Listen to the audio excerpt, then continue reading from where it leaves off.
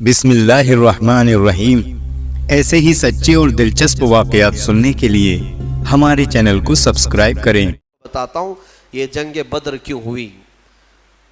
مکہ میں ان صحابہ کا سارا مال جو چھوٹ گیا تھا، جائیدادیں وہاں رہ گئی تھی، یہ سب مال جائیداد لے کر ابو سفیان ملک شام بیچنے جا رہا تھا، قافلہ تجارت کا لے کر۔ اس میں مکہ والوں کا بھی مال تھا، صحابہ کا بھی تھا۔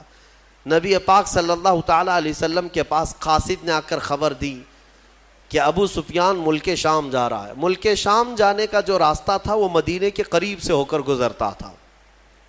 حضور پاک صلی اللہ تعالیٰ علیہ وسلم اپنے صحابہ سے فرماتے چلو اس کا راستہ روکو اور جس کا جو مال ہے وہ لے لو۔ جب صحابہ نکلے، جنگ کی غرض سے نہیں نکلے تھے، لیکن ابو سفیان کو یہ پہلے سے خبر ہو گئی کہ محمد صلی اللہ علیہ وسلم اپنے 300 سے زیادہ ساتھیوں کو لے کر بیچ راستے میں آئے ہیں۔ تو ابو سفیان نے کیا کیا، راستہ بدل کر دوسرے راستے سے ملک شام پہنچ گیا، تجارت بھی کیا، خوب نفع بھی کمایا، مال بیچ دیا۔ اب واپسی کا جب وقت تھا تو حضور پاک صلی اللہ علیہ وسلم پھر انتظار میں تھے کہ یہ واپس تو جائے گا، جب واپس جائے گا تب پھر ہم اس کو روکیں گے۔ ابو سفیان کو پتا تھا، خبر تھی کہ رسول کریم صلی اللہ علیہ وسلم اپنے ساتھیوں کے ساتھ اب بھی کھڑے ہیں، تو اس نے مکہ والوں کو پیغام بھیج دیا کہ اے مکہ والوں اپنا مال بچا لو، محمد اور ان کے ساتھی تمہارا پورا مال ختم کر دیں گے، یہ قافلہ ختم ہو جائے گا۔ تو مکہ میں کھلبلی مچ گئی کہ ہمارا مال تجارت سب محمد صلی اللہ تعالیٰ علیہ وسلم اور ان کے ساتھی سب لے لیں گے۔ یہ پوری افواہ پھیلی تو سارے مکہ والے جمع ہوئے، لیکن ہوا کیا، ابو سفیان بڑی چالاکی سے واپسی میں بھی ایک اور راستہ بدل کر کے مکہ کے قریب پہنچ گیا۔ صحیح سلامت قافلے کو لے کر کے بھی گیا، صحیح سلامت قافلے کو واپس لے کر بھی آیا۔ مکہ جب تجارت کا مال پہنچ گیا تو سب خوش ہو گئے کہ ہمارا مال نفع کے ساتھ واپس آیا ہے، لیکن بات ہو گئی، ختم ہو گئی۔ ابو جہل وہاں پر سارے مکہ والوں کو جمع کرتا ہے اور کہتا ہے ہم جو جمع ہوئے ہیں اب جائیں گے اور محمد سے مقابلہ کریں گے صلی اللہ علیہ وسلم، اور ان کے ساتھیوں کو مزہ چکھائیں گے کہ انہوں نے ہمت کیسے کی مکہ کے قافلے کو روکنے کی۔ تو باقی لوگوں نے کہا کہ چھوڑ دو، ہمارا مال کا قافلہ آ گیا، اب بات ختم ہو گئی۔ ابو جہل نے کہا نہیں، بات اتنی نہیں ہے، ہمیں تو مارنا ہے انہیں، ہمیں تو انہیں قتل کرنا ہے، ہمیشہ کے لیے راستہ صاف کرنا ہے۔ تو بھڑکا کر کے 1000 لوگوں کو جمع کر لیا۔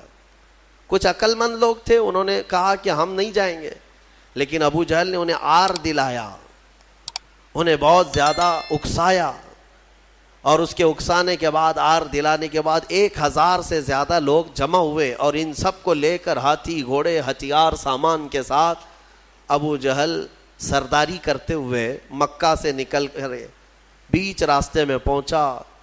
یہ وہ علاقہ ہے جہاں بدر کی وادی ہے۔ بدر ایک علاقے کا نام ہے، بدر ایک میدان کا نام ہے۔ وہاں ایک کنواں تھا جس کی وجہ سے اس علاقے کا نام ہی بدر پڑا۔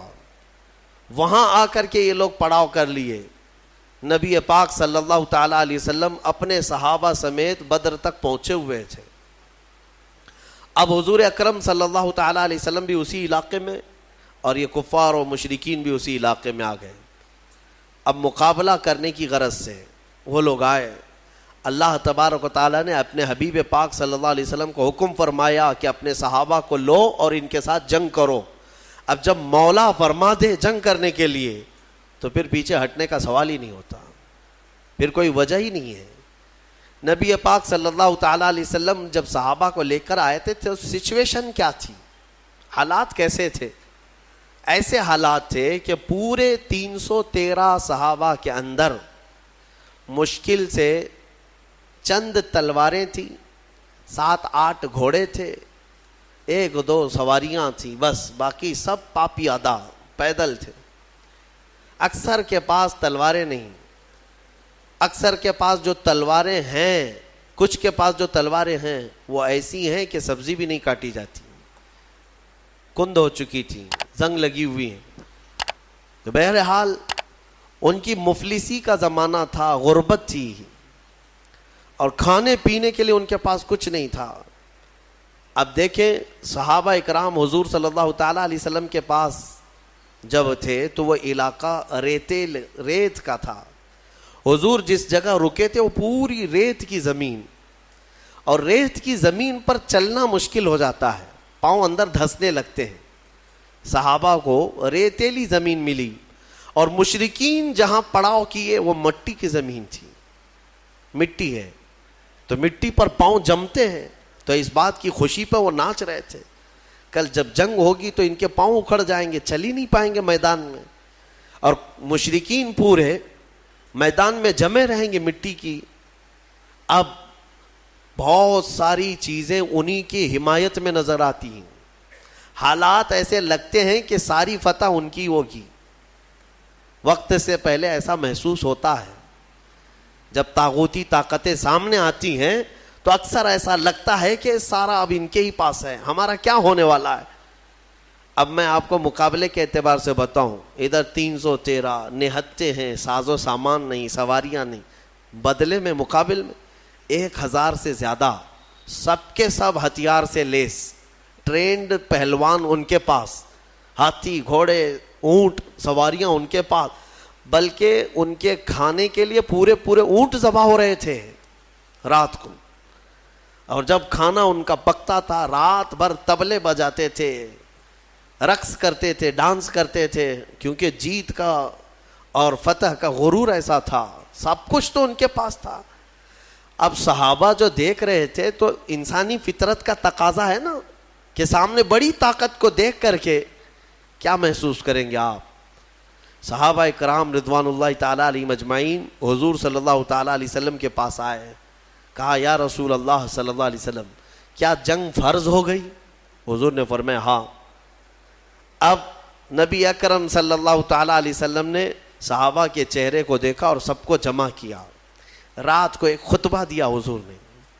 خطبے میں کیا فرماتے ہیں, یہ کل جنگ ہونے والی ہے, اس سے پہلے رات کو خطبہ دیتے مغرب کے بعد یا عشاء کے قریب. حضور اکرم صلی اللہ علیہ وسلم نے خطبہ دینے کے بعد ارشاد فرمایا, اے میرے صحابہ میں تمہیں اختیار دیتا ہوں, یہاں تک تو تم میرے ساتھ آئے, اب حالات ایسے ہیں کہ دشمن بڑی تعداد میں ہے سامنے, ہتھیاروں سے لیس ہیں, تم میں سے اگر کوئی ابھی رات کو جانا چاہے واپس تو مدینے کے راستے واپس جا سکتا ہے. میں پوچھتا ہوں تمہارا کیا مشورہ ہے اس سلسلے میں. اب وہاں جو صحابہ تھے اس میں حضرت مقداد بن اسود ایک صحابی ہیں, کھڑے ہوتے ہیں, کہتے ہیں یا رسول اللہ صلی اللہ علیہ وسلم ہم بنی اسرائیل نہیں ہیں کہ جیسے موسیٰ علیہ السلام سے ان کی قوم نے کہا تھا اذهب انت وربک فقاتلا انا ہاہنا قاعدون. ایک قوم کے مقابلے میں جانا تھا, موسیٰ علیہ السلام اپنی قوم کو بلا رہے تھے تو ان کی قوم نے کیا کہا تھا, موسیٰ آپ اور آپ کا خدا جائیں, ہم یہاں سے بیٹھ کے دیکھیں گے جنگ کیسی ہوتی ہے. حضرت مقداد کہتے ہیں یا رسول اللہ ہم وہ بنی اسرائیل نہیں ہیں جو اپنے نبی سے کہیں کہ تم اور تمہارا خدا جا کر لڑیں, ہم امت محمدیہ ہیں, ہم آگے بڑھیں گے, اگر آپ کے پسینے کا قطرہ گرے گا ہمارا خون کا قطرہ گرے گا. نبی اکرم صلی اللہ تعالیٰ علیہ وسلم کے بعد صحابہ ایک کے بعد دیگرے کھڑے ہوتے رہے اور پھر کہنے لگے یا رسول اللہ ہمارے ماں باپ, ہمارے اولاد, ہمارے مال و متاع سب آپ پر قربان ہے, یہاں آنے کے بعد پیچھے ہٹنا یہ جوانوں کی شان نہیں ہے. صحابہ کے اندر وہ جوش تھا, وہ جذبہ تھا, نہ صحابہ نے کبھی ہتھیاروں کی طرف دیکھا, نہ تلواروں کا دیکھا, نہ ساز و سامان دیکھا, بلکہ صرف دیکھا محمد ہمارے ساتھ ہیں, رسول پاک صلی اللہ علیہ وسلم ہمارے ساتھ. اب سنو اللہ کے نبی صلی اللہ تعالیٰ علیہ وسلم نے تسلی کے لیے کیا فرمایا. چند صحابہ کو لیا, میدان میں آئے, میدان میں آنے کے بعد معائنہ کیا اور فرمایا چند صحابہ ادھر کھڑے رہیں گے, کچھ ادھر رہیں گے. جنگ کی ترتیب میرے آقا بنا رہے تھے, لیکن اسی وقت حضور کے ہاتھ میں ایک لکڑی تھی, آپ نے ایک دائرہ کھینچا اور صحابہ سے کہا کل دیکھنا اس میں ابو جہل گر کے مرے گا, اور ایک لکیر سے دائرہ کھینچا اور کہا یہاں عتبہ مرے گا, اور ایک کھینچا کہا یہاں شیبہ مرے گا. جو بڑے بڑے ان کے پہلوان تھے ان کے نام لے کر لکیر کھینچ دیا حضور نے. اب صحابہ کرام جانتے تھے یہ لکیر عام لکیر نہیں ہے, دنیا اور زمین و زمان ٹل سکتے ہیں مگر یہ لکیر بال برابر بھی فرق نہیں کر سکتی. حضور پاک صلی اللہ تعالیٰ علیہ وسلم کا یہ فرمان صحابہ کے حوصلے اتنے بلند کر دیا. انہیں پتا تھا اب کل جنگ میں جو بھی ہوگا لیکن اتنا تو طے ہے کہ ابو جہل مرے گا, اتنا تو طے ہے. کیوں؟ غیب داں رسول نے ایک رات پہلے ہی بتا دیا ہے, اور وہ بھی لکیر کھینچ کر بتایا. اب یہ ایک چیز تھی, صحابہ کا حوصلہ بڑھا ہے. جب واپس آئے رات کو, کافی رات ہو چکی تھی, حضور سجدے میں گر گئے اور دعا کرنے لگے. دعا میں جو مناجات اپنے رب سے کر رہے تھے وہ الفاظ کیا تھے؟ اللہ کی بارگاہ میں یوں کہتے, مولا تیرے یہ بندے, عاجز بندے تیرے دربار میں آئے اور سبوں نے اپنی طاقت اور استطاعت کے مطابق اپنی محنتیں پیش کر دیں, میدان تک آ گئے. اب اگر کل تو انہیں فتح نہیں عطا کرے گا, حضور یہ کہہ رہے اپنے مولا سے, اے رب اگر کل تو انہیں فتح نہیں عطا کرے گا لن تعبد ابدا, پھر قیامت تک تیری عبادت نہیں ہو سکے گی, قیامت تک پھر تیری عبادت نہیں ہو سکے گی. یہ شان محبوبی تھی. حضور اکرم صلی اللہ تعالیٰ علیہ وسلم اپنے رب سے گڑ گڑا کر مانگ رہے تھے. ابھی دعا سے آپ نے سر اٹھایا, بہت تیز بارش شروع ہو گئی. رات کے وقت بارش شروع ہو گئی. بارش ہونے کے بعد حضور نے اکرم صلی اللہ علیہ وسلم کے لبوں پہ مسکراہٹ آئی اور صحابہ سے کہا اللہ کی پہلی مدد آ چکی, اللہ کی پہلی مدد آ چکی. صحابہ نے محسوس کیا. کیوں جانتے ہیں؟ اس بارش کا اثر یہ ہے کہ جو ان کی ریتیلی زمین تھی صحابہ کی وہ مضبوط ہو گئی اور ان کفار کی مٹی والی زمین کیچڑ سے پھسلنے لگ گئی. اب ان کے گھوڑے پھسلتے تھے, ان کے پیر پھسلتے تھے. اب یہاں صحابہ, ریت میں اگر پانی جم گیا تو ریت مضبوط ہو جاتی, اور یہ ایسی مضبوط ہو گئی کہ اس پر دوڑیں بھاگیں کچھ بھی کریں کچھ فرق نہیں پڑتا. اور ادھر کیچڑ اتنا تھا کہ وہ پیر رکھیں تو پھسل کر گر جائیں. تو حضور اکرم صلی اللہ علیہ وسلم نے فرمایا رات کے وقت اللہ کی پہلی مدد آ گئی. دوسرا دن آیا, یہ 17واں رمضان المبارک ہے. رسول کریم صلی اللہ تعالیٰ علیہ وسلم نے صبح کے وقت صحابہ کی صفوں کو ترتیب دینا شروع فرمایا. اس میں 313 صحابہ اکرام تھے. وہ بڑے خوش نصیب صحابہ ہیں, اور بلکہ وہ بڑے عظیم المرتبت صحابہ ہیں جو رسول کریم صلی اللہ تعالیٰ علیہ وسلم کے ساتھ سب سے پہلی جنگ میں آئے اور اسلام کا پرچم لہرانا تھا. یہ وہ تاریخ ہے جہاں سے شوکت اسلام دوبالا ہو گئی. آج سے اسلام کی عزت میں جو روشنی آئی ہے یہ ایک الگ تاریخ ہے, ایک الگ تاریخ. اس لیے 17 رمضان المبارک یہ عام تاریخ نہیں ہے. ہاں, یہ تاریخ اسلام کی شان و شوکت کو بلند کرنے والی تاریخ ہے. صبح صفیں ترتیب دی گئیں. جب صفیں لگیں تو میرے عزیزو, حضور پاک صلی اللہ تعالیٰ علیہ وسلم سامنے کھڑے ہیں. ان صفوں میں صحابہ میں ہیں, بچے بھی آئے ہیں, جوان بھی آئے ہیں, بوڑھے بھی آئے ہیں. حالانکہ بچوں پر جہاد فرض نہیں ہے, لیکن کچھ صحابہ جو ضد کر کے حضور پاک صلی اللہ تعالیٰ علیہ وسلم کے ساتھ جہاد میں شریک ہوئے تھے, حضرت معاذ اور معوذ رضی اللہ تعالیٰ عنہما, جن کی عمر 13 اور 15 سال کے بیچ کی تھی, یہ بھی صفوں میں کھڑے ہو گئے حضور پاک کے سامنے. حضور نے انہیں اجازت دی, ان کے شوق کی وجہ سے, ان کے رونے کی وجہ سے. اب جنگ جب شروع ہوئی تو سب سے پہلے حضرت ہوتا کیا تھا, مقابلے میں ایک ادھر سے آتا ایک ادھر سے آتا, یا 2 ادھر سے آئیں تو 2 ادھر سے, 3 ادھر سے آئیں تو 3 ادھر سے. شروعات تو کفار مکہ نے اس طرف سے بڑے ان کے جو پہلوان تھے ان کو بھیجا. اس میں عتبہ تھا, شیبہ تھا اور ایک بڑا کافر پہلوان. تو حضور پاک صلی اللہ تعالیٰ علیہ وسلم نے اپنی جماعت میں سب سے پہلے جنہیں اتارا وہ مولا کائنات حیدر کرار تھے. علی مرتضیٰ کو سب سے پہلے میدان میں اتارا. ان کے بعد دوسرے نمبر پر امیر حمزہ رضی اللہ تعالیٰ, تیسرے پر حضرت ابو عبیدہ بن جراح. یہ تینوں اپنے زمانے کے ایسے قوی اور مضبوط لوگ تھے کہ ان کے مقابل میں جلدی کوئی آتا نہیں تھا. لیکن ان تینوں میں سب سے کم عمر حضرت علی کی تھی. حضرت علی کرم اللہ وجہہ الکریم کی عمر اس وقت بڑی کم تھی، یعنی تقریباً آپ کی عمر 24 سال کے آس پاس، 24 سے 25 سال کی جوانی تھی۔ حضرت علی رضی اللہ تعالیٰ عنہ بھی آئے، حضرت امیر حمزہ، حضرت ابو عبیدہ بن جراح ادھر سے جو مقابل میں آئے تو سب سے پہلے جب مقابلہ ہوا تو حضرت امیر حمزہ رضی اللہ تعالیٰ عنہ کے مقابل میں جو آیا تھا وہ ایک ہی وار میں ختم ہی ہو گیا، اور حضرت علی کے مقابل میں جو پہلوان آیا اس نے لڑنے سے انکار کیا، کہا کہ میں بچوں سے نہیں لڑوں گا، میرے مقابل کا کوئی بڑا آدمی بھیجا جائے، کیونکہ حضرت علی کی عمر چھوٹی تھی۔ اس نے کہا کہ میں چھوٹی عمر والوں سے، بچوں سے نہیں لڑوں گا۔ حضرت علی رضی اللہ تعالیٰ عنہ نے اس وقت فرمایا محمد صلی اللہ تعالیٰ علیہ وسلم کے غلاموں کے بچوں سے پہلے نپٹ لے، بڑوں کو بعد میں بھیجا جائے گا۔ اور وہ کیا نپٹتے، کیا مولا کائنات حیدر کرار کبھی وہ ان کے سامنے کوئی مقابل میں آ سکا؟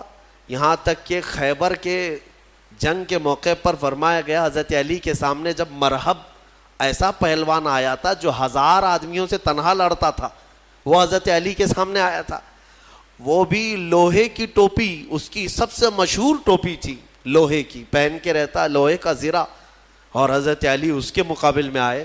اس وقت حضرت علی کی حالت تو یہ تھی کہ آنکھیں لال ہو گئی تھیں، آشوب چشم کی بیماری تھی اور بخار تھا، بخار بھی ہے اور آنکھیں لال تھیں وہ خیبر کے موقع پر۔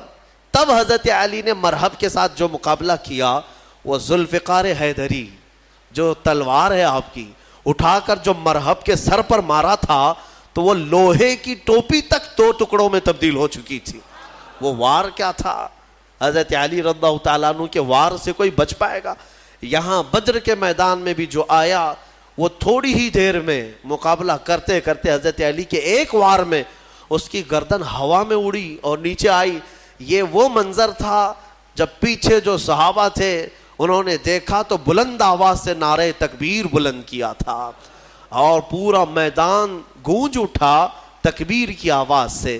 اسی کو تو اقبال نے کہا تھا کفر دم توڑ دے گا ٹوٹی ہوئی شمشیر کے ساتھ، کفر دم توڑ دے گا ٹوٹی ہوئی شمشیر کے ساتھ، گر تم نکل آ جاؤ ایک بار نعرہ تکبیر کے ساتھ۔ وہ تکبیر کی آواز وہی تھی جو صحابہ، ان کی تلواریں کیا تھی۔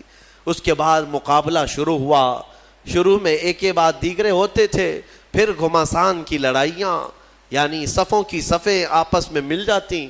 اب یہ مقابلہ اس قدر سخت ہو گیا کہ دوپہر کے وقت، دوپہر کے وقت اللہ تبارک و تعالیٰ نے 3000 فرشتوں کو اتارا۔ قرآن میں اذ تقول للمؤمنین الن یکفیکم ان یمدکم ربکم ب3000 من الملائکۃ منزلین۔ حضور صلی اللہ علیہ وسلم دیکھ رہے تھے کتنے فرشتے آئے اور صحابہ سے کہہ رہے تھے اب ڈرو مت، لڑو، کیا تمہارے لیے اتنا کافی نہیں ہے کہ اللہ نے 3000 فرشتے تمہارے لیے اتارے؟ بلا ان تصبروا وتتقوا ويأتوكم من فورهم هذا يمددكم ربكم ب5000 من الملائکۃ مسومین۔ اللہ فرماتا ہے ہاں کیوں نہیں، جب تم لوگوں نے صبر کیا، استقامت سے کھڑے رہے میدان میں، تو مولا نے اپنی جانب سے مدد کرتے ہوئے 5000 فرشتوں کو اتارا۔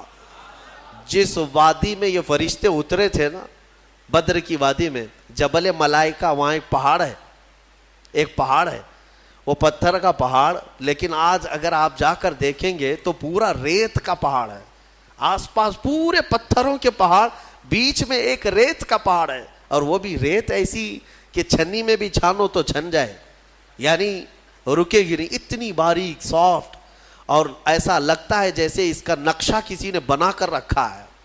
اتنے سالوں سے وہ پہاڑ اسی طرح ہے۔ بتایا جاتا ہے کہ وہ فرشتے اس پر پہاڑ پر اتارے گئے تھے۔ اب 5000 فرشتے جب بدر کے میدان میں آئیں تو کفار و مشرکین کی درگت کیا ہونی ہے۔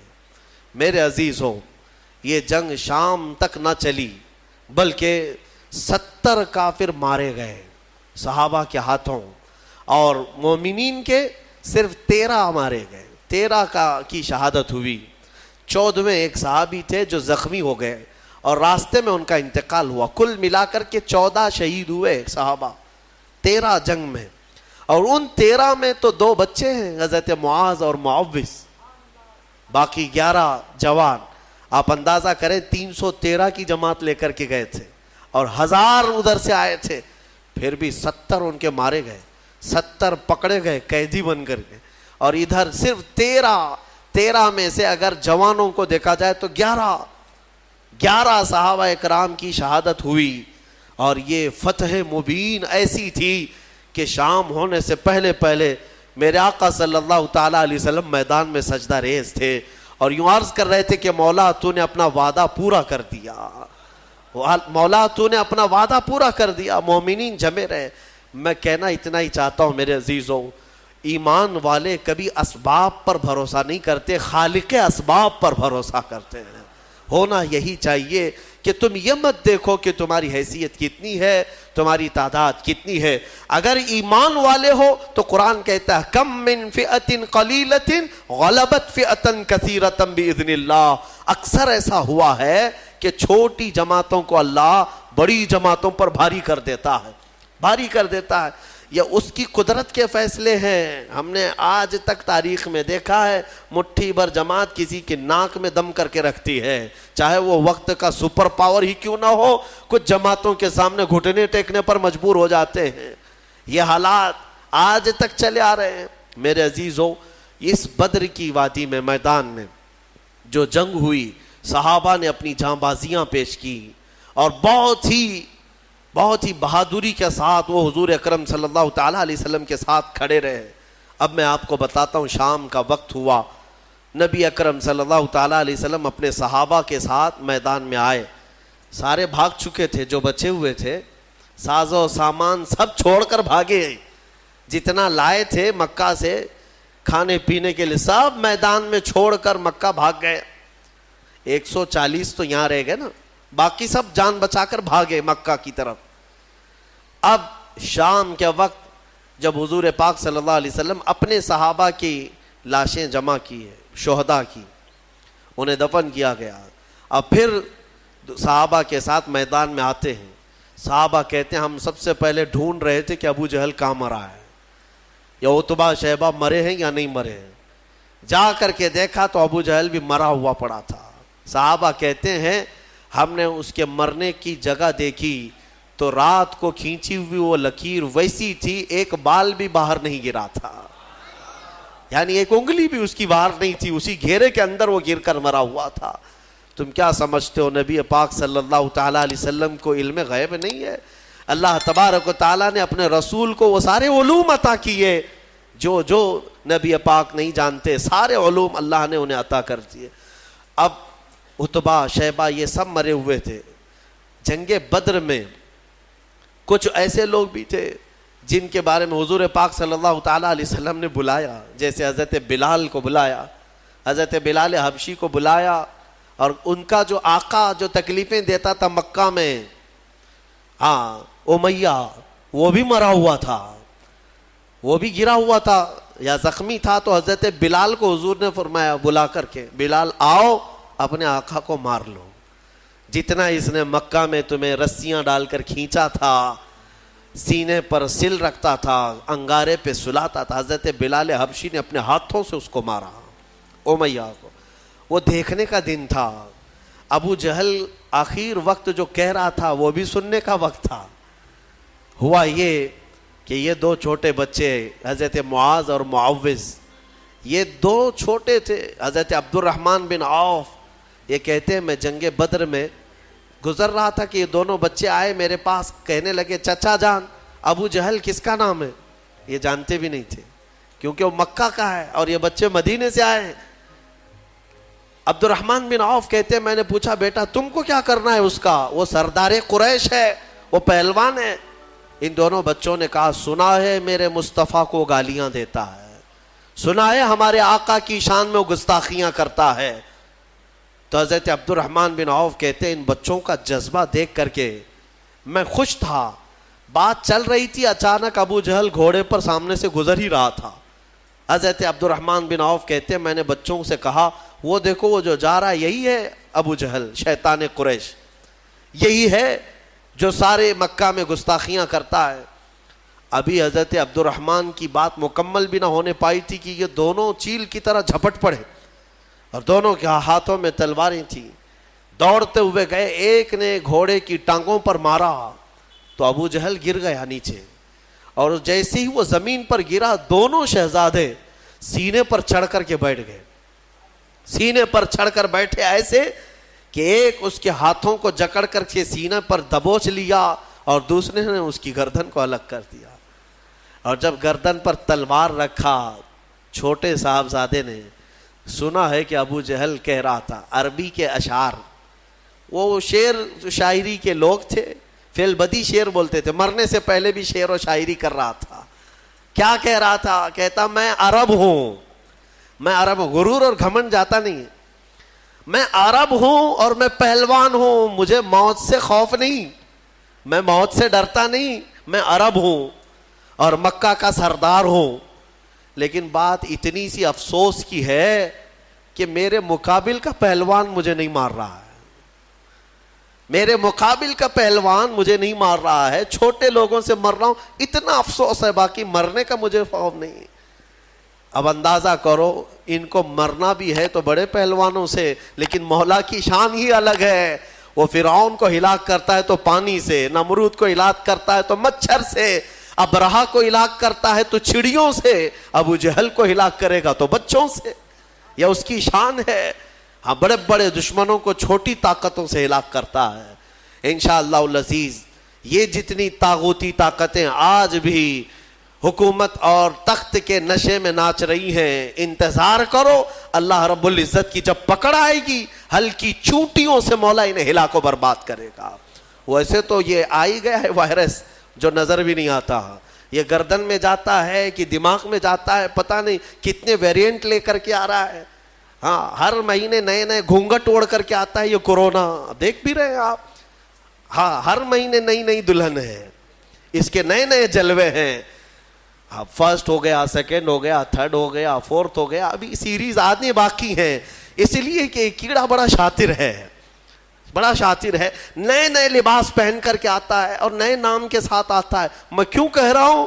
اس لیے کہ اگر مولا تبارک و تعالی ہلاک کرنے کے لیے اس ہلکے سے کیڑے کو بھیجا ہے تو بڑی بڑی طاقتیں بھی ان کیڑوں کے ذریعے سے ختم ہو جائیں گی, ہلاک ہو جائیں. اور آپ کو پتا ہے قیامت کے قریب یاجوج ماجوج آئیں گے, پتا ہے نا, حدیث پاک ہے. یاجوج ماجوج دو آدمی نہیں ہیں یہ کہ ایک یاجوج, ایک کا نام یاجوج ہے, دوسرے کا نام ماجوج ہے. یاجوج ماجوج ایک فوج ہے, ایک فوج ہے. وہ اتنی بڑی فوج ہے کہ انسانوں سے زیادہ تعداد ان کی ہے. ابھی جتنے پوری دنیا میں انسان ہیں ان سے زیادہ تعداد ہے ان کی. یاجوج ماجوج یہ نکلیں گے, یہ کسی جگہ قید ہیں, وہ اللہ بہتر جانتا ہے. قیامت کے قریب یہ باہر آئیں گے اور پوری دنیا میں فساد مچائیں گے, ہر چیز کھا جائیں گے, ہر چیز. تمہاری ساری کھیتیاں کھا جائیں گے, تمہارے سارے غلے اناج, حتیٰ کہ تمہارے جو کھانے پینے کے جو سامان ہیں, پتیلیاں, برتن, یہ تک کھا جائیں گے, سب کھا جائیں گے. تو یہ جب چل رہے ہوں گے پوری دنیا کو, ان کو مارے گا کون, ان کو ختم کون کرے گا؟ اتنی بڑی فوج ہے, انسان کیا مقابلہ کر پائیں گے ان کا؟ تو پھر حدیث میں یہ ملتا ہے کہ رب تبارک و تعالی ان کی گردن میں کیڑا پیدا کرے گا, ان کی گردن میں کیڑا پیدا کرے گا, بہت چھوٹی قسم کا کیڑا ہوگا, اور یہ کیڑا اتنی تیزی سے پھیلے گا کہ وہ چند ہی ساعتوں میں پوری کی پوری فوج اس کیڑے کے شکار ہو کر مر جائے گی, ختم ہو جائے گی. یہ وائرس کا جو آج پھیلنے کا آپ دیکھ رہے ہیں, اس سے زیادہ تیز وہ پھیلے گا. اور میں یہاں پر یہ کہنا چاہتا ہوں, اتنی بڑی فوج کو اگر ایک ہلکے کیڑے سے مولا تعالیٰ ختم فرمائے گا تو اس کی پکڑ کو سمجھو. آخر بات میں یہ کہنا چاہوں گا, ایک سوال آتا ہے کہ اگر اللہ تبارک و تعالیٰ اصحاب بدر کی مدد فرما رہا ہے فرشتوں کے ذریعے, اس کے ایک فرشتے کی طاقت اتنی ہے کہ اگر وہ اتر کر صرف آواز لگا دے تو پوری شعیب علیہ السلام کی قوم ہلاک ہو گئی. ایک فرشتے نے چیخ مارا تھا, پوری قوم ہلاک ہو گئی. تو یہاں 5000 فرشتے کیوں اتارے؟ 5000 فرشتے, ایک فرشتہ بھی اتارتے تو یہ سارے مشرکین کے لیے وہ کافی تھا. فرشتوں کی طاقت کا اندازہ کیا ہے آپ کو؟ یہاں پر مفسرین فرماتے ہیں اللہ تبارک و تعالیٰ چاہتا ایک ہی فرشتے سے سب کو ہلاک کرتا، لیکن 3000 یا 5000 یہ جو اتارے ہیں یہ رسول پاک صلی اللہ علیہ وسلم اور صحابہ کی عظمت شان کے لیے اتارے. ہاں، عظمت شان کے لیے اتارے. باڈی گارڈ ایک بھی چل سکتا ہے لیکن 10 رکھنا یہ شان کے لیے. کچھ لوگوں کے ہاں ہوتا ہے 10 ہیں 15 ہیں، یہ عظمت بتانے کے لیے، شان بلند بتانے کے لیے.